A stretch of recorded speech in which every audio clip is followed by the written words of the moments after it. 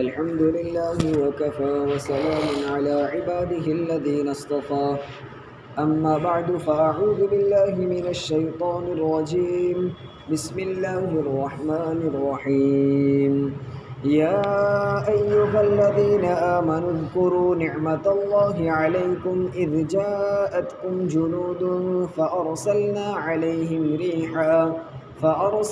عليهم ريحا وجنودا لم تروها وكان الله بما تعملون بصيرا إذ جاءوكم من فوقكم ومن أسفل منكم وإذ زاغت الأبصار وبلغت القلوب الحناجر وتظنون بالله الظنونا هنالك ابتلي المؤمنون وزلزلوا زلزالا شديدا صدق الله العظيم. ابھی جو آیتیں آپ حضرات کے سامنے تلاوت کی گئی، یہاں سے لے کر تقریباً 2 رکوع تک اللہ تبارک و تعالی نے ایک غزوہ احزاب کو ذکر کیا ہے. گزشتہ مجلس میں بھی بتایا گیا تھا کہ یہاں سے ایک تفصیل کے ساتھ اللہ تبارک و تعالی نے ایک واقعے کو بیان کیا ہے. ہم آیت کا ترجمہ اور اس کا مفہوم سمجھیں، اس سے پہلے واقعہ سن لیں تاکہ پتہ چلے اور آیت کا ترجمہ اور اس کا مفہوم صحیح معنی میں سمجھ میں آ سکے. ہوا اس طرح تھا کہ نبی کریم صلی اللہ علیہ وسلم نے مکہ میں جب اسلام کی تبلیغ شروع کی تو شروع دن سے رسول اللہ صلی اللہ علیہ وسلم کے مخالف اور دشمن شروع دن سے آ چکے تھے.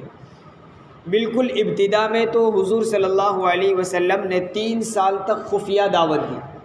کھلم کھلا علی الاعلان دعوت نہیں تھی. چھپ چھپ کر اپنے قریبی رشتہ داروں کو، دوستوں کو، پہچان والے جن کے بارے میں یوں لگتا کہ یہ میری بات مانیں گے اور اسلام قبول کریں گے، ان کو دعوت دیتے رہی. 3 سال گزر گئے. 3 سال کے بعد اللہ تبارک و تعالیٰ نے علی الاعلان کھلم کھلے اسلام کی دعوت دینے کی اجازت دی، اور حضور صلی اللہ علیہ وسلم نے صفا نامی پہاڑی پر کھڑے ہو کر مکہ والوں کو جمع کیا اور اسلام کی دعوت دی. اور وہاں سے کھلم کھلی دشمنی بھی شروع ہو گئی. سب سے پہلے آپ کے چچا ابو لہب نے آپ کی دشمنی کی. اب وہاں سے سلسلہ چلا اور ایسی تکلیفیں دی، اتنا ستایا، اتنا پریشان کیا، یہاں تک کہ حضور صلی اللہ علیہ وسلم کو نعوذ باللہ قتل کرنے کی پلاننگ بنا لی گئی. اور سارے مشورے ہو گئے. حضور کے گھر کو رات کے وقت گھیر لیا گیا اور بالکل تیاری تھی. دشمن گھر کا گھیرا کر کے بیٹھے ہوئے تھے کہ صبح جیسے ہی محمد گھر سے باہر نکلیں گے نعوذ باللہ ہم ان کو قتل کر دیں گے. یہ سارے پلاننگ ہو چکے تھے اور حضور صلی اللہ علیہ وسلم کو مجبور ہو کر مکہ شہر چھوڑنا پڑا. آپ مکہ چھوڑ کر مدینہ چلے گئے.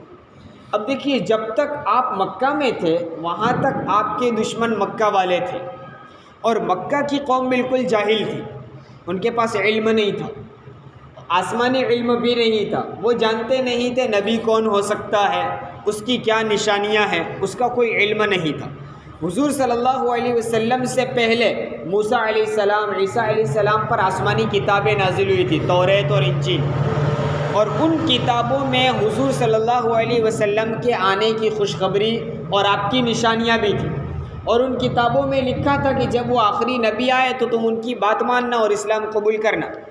لیکن مکہ والوں پاس اس کا کوئی علم نہیں تھا، وہ جاہل قوم تھی اور انہوں نے خوب دشمنیاں کی اور اتنی دشمنیاں کی کہ حضور کو مکہ چھوڑنا پڑا.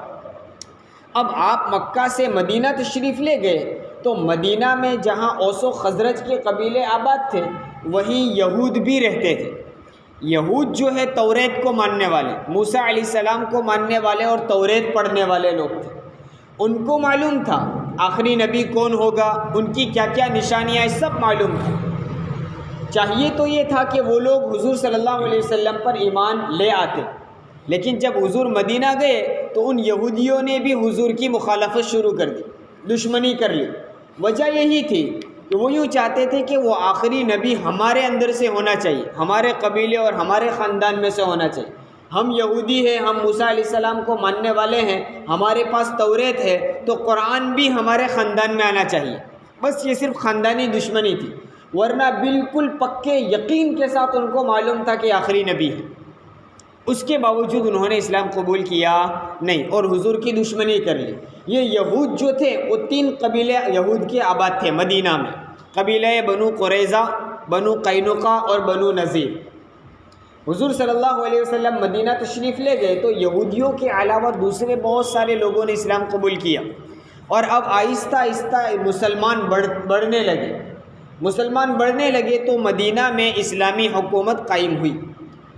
اب حضور صلی اللہ علیہ وسلم نے مصلحتوں کی بنیاد پر ان یہودیوں سے مصالحت کر لی، آپس میں یوں سمجھو گٹھ بندھن کر لیا، لیکن وہ گٹھ بندھن ایسا نہیں تھا کہ تمہارا بھی ایک حاکم اور ہمارا بھی نہیں، اسلام میں کسی غیر کو حاکم بنانے کا تصور نہیں۔ تو حضور صلی اللہ علیہ وسلم خود حاکم تھے، بادشاہ حضور اکرم صلی اللہ علیہ وسلم تھے، لیکن ان کے ساتھ بھی صلح تھی کہ مدینہ پر کوئی باہر کا آدمی آ کر حملہ کرے گا تو ہم سب مل کر اس کا مقابلہ کریں گے، ہم اپنے ملک اور اپنے شہر کی حفاظت اور اس کی ترقی کی محنت سب مل جل کر کریں گے، آپس میں ہماری لڑائی جھگڑے نہیں ہوگے، باہر کا کوئی آدمی ہم میں سے کسی سے بھی لڑے گا تو ہم سب ایک دوسروں کا ساتھ دیں گے وغیرہ، یہ سب ساری شرائط طے ہوئے تھے۔ لیکن یہودیوں نے ان شرائط اور ان معاہدوں کی خلاف ورزی کی، اس وجہ سے قبیلہ بنو نذیر کو حضور صلی اللہ علیہ وسلم نے شہر سے باہر نکال دیا۔ اب مدینہ سے باہر وہ خیبر میں آباد ہو گئے، خیبر میں رہتے تھے، خیبر میں ان کے بڑے بڑے قلعے بھی تھے اور اس میں وہ رہتے تھے، لیکن حضور کی دشمنی تھی، جب مدینہ میں آئے تب بھی دشمنی تھی، معاہدہ کیا تو بھی توڑ دیا، اب مدینہ سے باہر نکلنا پڑا تھا، خیبر میں چلے گئے تھے، تو اب اس دشمنی کا بدلہ کیسے لے، وہ ہر وقت متفکر تھے۔ اب یہ غزوہ احزاب جو میں سنانے جا رہا ہوں، یہاں سے اس کی شروعات ہوتی ہے۔ بنو نذیر نے سب سے پہلے، بنو نذیر کا جو سردار تھا حیی بن اخطب، اس نے اپنے چند آدمیوں کو تیار کیا اور تقریباً 20 آدمیوں کا قافلہ مکہ گیا۔ مکہ جو حضور صلی اللہ علیہ وسلم کا وطن ہے، آپ وہاں سے مدینہ آ گئے تھے۔ اب یہ مدینہ کے جو یہود تھے، انہوں نے دشمنی میں کیا کیا، ان کو معلوم تھا کہ مکہ والے ان کے دشمن ہیں۔ دشمن کیا کرتا ہے، اپنے جس سے بدلہ لینا چاہتا ہے تو وہ دیکھتا ہے ان کا مخالف کون ہے، ان کا دشمن کون ہے، ان کو ساتھ لے لو، وہ ہمارا ساتھ دیں گے۔ یہ یہودیوں کو، بنو نذیر کو معلوم تھا کہ مکہ والے محمد کے دشمن ہیں، محمد سے بدلہ لینا ہو تو مکہ والوں کو بھی اپنے ساتھ ملا لو، ہم سب ساتھ مل کر ان کا بدلہ لیں گے۔ چنانچہ 20 آدمیوں کا قافلہ مکہ گیا اور مکہ کے جو سردار تھے ان سے بات چیت کی کہ محمد سے ہم بھی بدلہ لینا چاہتے ہیں اور ہم ان سے مقابلہ کرنا چاہتے ہیں، تم بھی ہمارا ساتھ دو۔ اب مکہ والے جو تھے وہ جانتے تھے کہ یہ یہود ہے، آسمانی کتاب پڑھنے والے ہیں، اور محمد بھی آسمانی کتاب قرآن پڑھتے ہیں، یہ دونوں تو ایک جیسے ہیں۔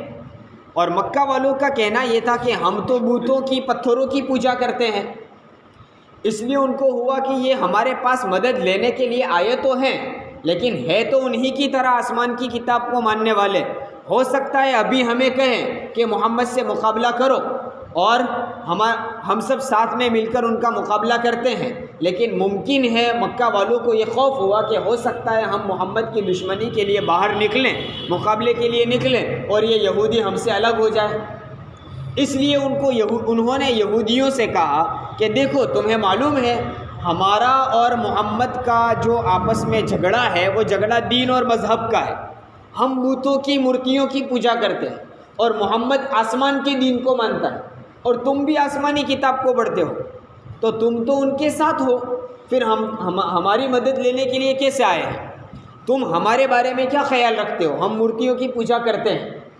اب دیکھیے یہودیوں کو معلوم تھا کہ یہ مورتی پوجا بالکل غلط ہے، وہ آسمانی کتاب توریت کو پڑھتے تھے اور موسیٰ علیہ السلام کو مانتے تھے، اللہ کے نبی کو مانتے تھے وہ، لیکن حضور صلی اللہ علیہ وسلم سے دشمنی تھی، اس وجہ سے ان یہودیوں نے مکہ والوں سے کیا کہا کہ تمہارا دین محمد کے دین سے اچھا ہے، یہ جھوٹ بولا، حالانکہ ان کو معلوم تھا کہ کون سا مذہب سچا ہے، اس کے باوجود مکہ والوں کو اپنی پارٹی میں شامل کرنے کے لیے، اپنی طرف لانے کے لیے کیا کہا کہ محمد کے مقابلے میں تمہارا دین اچھا ہے، اگرچہ تم مورتیوں کی پوجا کرتے ہو لیکن تم اچھے ہو، مکہ والوں سے یہ کہا۔ سیاست کے اکھاڑے میں جھوٹ بولنا کوئی نئی بات نہیں، اس زمانے سے چلا رہا، یہ سیاست کھیلی انہوں نے کہ مکہ والوں کو اپنی طرف کر لو تاکہ ہم مقابلہ کر سکیں، ہماری جماعت بڑی ہو جائے، ہم بڑی پارٹی والے ہو جائیں تو اب مسلمانوں کو ختم کرنا ہمارے لیے آسان ہو جائے۔ یہ انہوں نے ایک سازش رچی۔ مکہ والوں کو پھر بھی یقین نہیں آیا تو انہوں نے کہا تمہارے 20 آدمی جو آئے ہیں یہودیوں کے وہ بھی، اور اس کے علاوہ دوسرے آدمیوں کو بھی تمہارے بلاؤ۔ 50 آدمی حرم شریف میں جا کر کعبۃ اللہ کے غلاف کو پکڑ کر وعدہ کریں کہ جب تک محمد اور اس کے ماننے والوں کا خاتمہ نہیں ہوگا تب تک ہم ان سے لڑتے رہیں گے، یہ وعدہ کرو تو ہم تمہارا ساتھ دیں۔ اب یہ یہود آسمانی کتاب پڑھتے تھے، ان کے پاس علم تھا، اس کے باوجود دشمنی ایسی بری ہوئی تھی کہ وہ لوگ تیار ہو گئے، اور 50 آدمیوں نے حرم شریف میں جا کر کعبۃ اللہ کا غلاف پکڑ کر کعبۃ اللہ سے چمٹ کر اللہ سے دعا کی کہ ہم محمد سے مقابلہ کرتے ہیں اور ہم ان سے لڑنا چاہتے ہیں، تو ان کو ختم کر دے، جب تک وہ ختم نہیں ہوں گے ہم ان سے لڑتے رہیں۔ اللہ تبارک و تعالیٰ کی رحمت پر بھی قربان جائیے، کتنا رحیم و کریم کتنی رحیم و کریم ذات ہے وہ۔ اللہ کے گھر میں مانگا جا رہا ہے، اور اللہ کا گھر بھی کوئی عام مسجد نہیں، حرم شریف میں کعبۃ اللہ کی دیوار سے لگ کر مانگا جاتا ہے، اور اللہ سے دعا کی جا رہی ہے، اللہ سے مانگا جا رہا ہے، اور کس کے خلاف مانگا جا رہا ہے؟ اللہ ہی کے رسول کے خلاف، اور رسول بھی کوئی عام نبی اور عام رسول نہیں، امام الانبیاء کے خلاف دعا مانگی جائے۔ اس وقت اللہ کا غیظ و غضب ظاہر ہونا چاہیے تھا، اور اللہ کا غضب اگر ظاہر ہوتا تو وہ لوگ ختم ہو جاتے، لیکن اللہ نے ان پر بھی رحم کیا، ان پر اس وقت کوئی عذاب نہیں بھیجا، وہ اللہ تعالیٰ کی مصلحتیں ہوں گی۔ الغرض انہوں نے دعائیں مانگی، وعدہ کیا کعبۃ اللہ کا غلاف پکڑ کر، اور مکہ والوں کو اپنا اعتماد دلایا، بھروسہ دلایا۔ چنانچہ مکہ والے بھی تیار ہو گئے کہ ہم تمہارا ساتھ دیں گے۔ اب یہ لوگ مل کر گئے قبیلہ بنو غطفان کے پاس، یہ اور قبیلہ مکہ سے باہر آباد تھا، وہاں جا کر ان کا سردار تھا عیینہ بن حصن، اس کو تیار کیا اور سمجھایا کہ دیکھیے مکہ والے بھی ہمارے ساتھ ہیں، بنو نذیر یہود بھی ہم ہیں، اور تم بھی ہمارا ساتھ دو، ہم سب مل کر ایک مرتبہ ایسا زبردست مقابلہ کریں کہ مسلمانوں کا دنیا سے خاتمہ ہو جائے۔ قبیلے بنو غطفان والوں نے کہا کہ ہم ساتھ دیں لیکن ایسے ہی نہیں دیں گے، ہمیں کوئی بدلہ ملنا چاہیے۔ تو یہودیوں نے کہا کہ خیبر میں ہماری پیداوار ہوتی ہے، پھلوں کے ہمارے باغات ہیں، ان میں سے آدھا ایک سال کے جتنے پھل ہوں گے اس میں سے آدھے تمہارے، یہ لالچ دی۔ بنو غطفان نے اس آفر کو قبول کر کے ساتھ دینے کا وعدہ کر لیا کہ ہم بھی تمہارے ساتھ دیں گے۔ اب یہ 3 قبیلے 3 علاقے کے لوگ جمع ہو گئے، ان سب نے مکہ کے مدینہ کے اطراف میں پورے عرب میں محنت کی اور تمام قبیلوں کو تیار کیا کہ سب مل جل کر مسلمانوں کے خلاف جنگ کریں۔ چنانچہ قبیلہ بنو اسلم، قبیلہ بنو اشجع، بنو فزارہ، بنو کنینہ، بنو مرہ، بنو غطفان، سب لوگ مل کر تقریباً 15,000 کا لشکر تیار ہوا۔ 15,000 کا لشکر مسلمانوں کے خلاف مدینہ پر حملہ کرنے کے لیے تیار ہوا، اور یہ پورا سب قبیلوں کو ساتھ لے کر پورا قافلہ نکلا مسلمانوں کے خلاف جنگ کرنے کے لیے۔ اب مدینہ میں جو لوگ بستے تھے، یعنی مسلمانوں کی تعداد اس وقت صرف 3,000 تھی، ادھر 3,000 ہے اور ادھر 15,000 ہے۔ اب مدینہ پر حملہ ہونے والا ہے، کیا کریں؟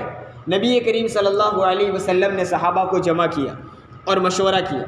دیکھیے آپ اللہ کے نبی ہیں، آپ مشورہ نہ بھی کرتے تو بھی آپ پر کوئی الزام نہیں تھا، اور نبی تو براہ راست اللہ سے پوچھ کر وحی کے ذریعے سے آنے والے احکامات پر عمل کر لیتے، لیکن پھر بھی حضور صلی اللہ علیہ وسلم نے مشورہ کیا۔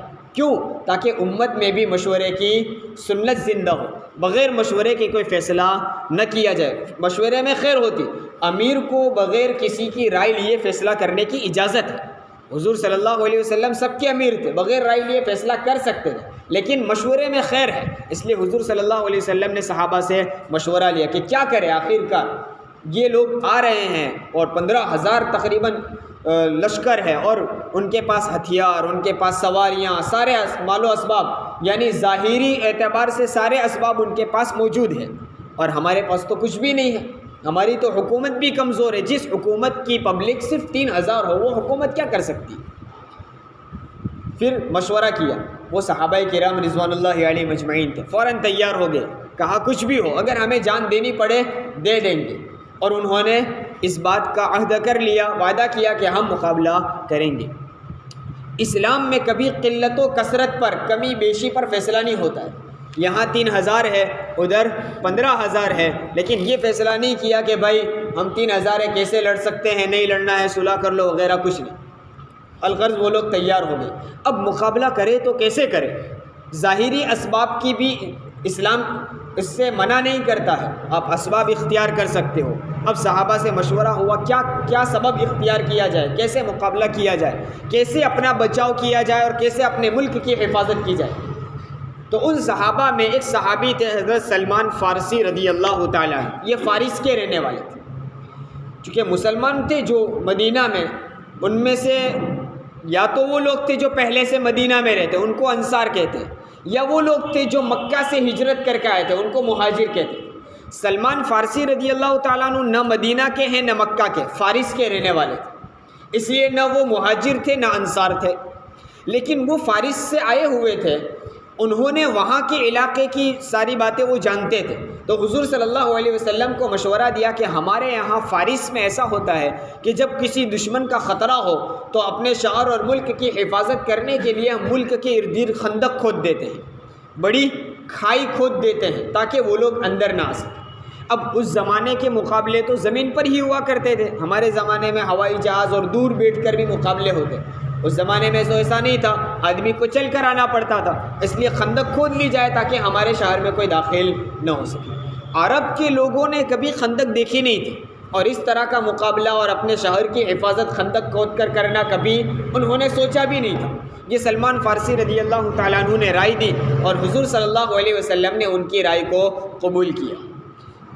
چونکہ اس غزوے میں خندق کھودی گئی تھی، اسی وجہ سے اس کا نام غزوہ خندق بھی ہے، اور اس کا ایک دوسرا نام غزوہ احزاب ہے۔ احزاب کہتے ہیں حزبن کی جمع ہے، حزبن کا معنی ہے جماعت، پارٹی، اور یہاں مسلمانوں کے مقابلے میں بہت ساری پارٹیاں، بہت ساری جماعتیں مل کر آئی تھیں، اس وجہ سے اس کو کہا جاتا ہے احزاب، تو اس غزوے کا نام غزوہ احزاب بھی ہے۔ چنانچہ حضور صلی اللہ علیہ وسلم نے حضرت سلمان فارسی رضی اللہ تعالیٰ عنہ کے فیصلے کے رائے کے مطابق فیصلہ کیا اور 10 آدمیوں کی جماعت بنا دی، 10 آدمیوں کو مل کر خندق کھودنا ہے۔ خندق دیکھیے مدینہ کے 3 طرف میں، 3 سائیڈ میں تو ایسی پہاڑیاں اور باغات اور درخت، گھنے درخت، جنگل وغیرہ تھا، جس کی وجہ سے ان 3 طرف سے کسی لشکر کے ایک ساتھ آ کر حملہ کرنے کا خوف نہیں تھا، سب مل کر ایک ساتھ نہیں آ سکتے تھے۔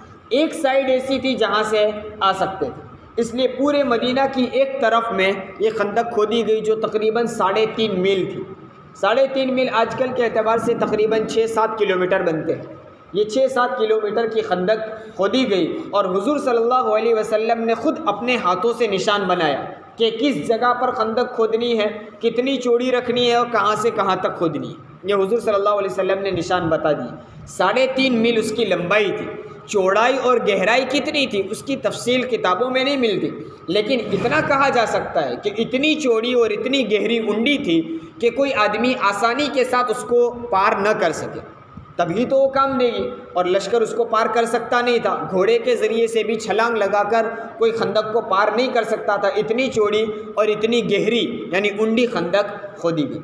یہ صحابہ کرام رضوان اللہ علیہ مجمعین اور خود حضور اکرم صلی اللہ علیہ وسلم بذات خود اس خندق کے کھودنے میں شریک ہوئے۔ ایک صحابی فرماتے حضور صلی اللہ علیہ وسلم کے خندق کھودنے کے وقت ہم نے آپ کو دیکھا کہ آپ کے جسم مبارک پر اتنا گرد و غبار دھول لگی ہوئی تھی کہ آپ کی چمڑی مبارک بھی نہیں دکھتی تھی، کمر پر اور پیٹ پر اتنی مٹی لگی ہوئی تھی۔ یہ امام الانبیاء ہونے کے باوجود، سید الانبیاء ہونے کے باوجود بذات خود اپنے ہاتھوں سے کام کر رہے۔ چنانچہ وہ خندق صرف 6 دن میں 3.5 میل لمبی خندق کھودی گئی۔ اس خندق کے کھودنے کے درمیان بھی آپ صلی اللہ علیہ وسلم کے ہاتھوں سے معجزات ظاہر ہوئے، اور پھر یہ خندق کھودی گئی اور مکہ والوں کا اور وہ پورا لشکر آیا، اور پھر ان کے ساتھ کس طرح مقابلہ ہوا وغیرہ تفصیل انشاءاللہ آئندہ مجلس میں پیش کی جائے گی۔ سبحان اللہ، سبحان اللہ۔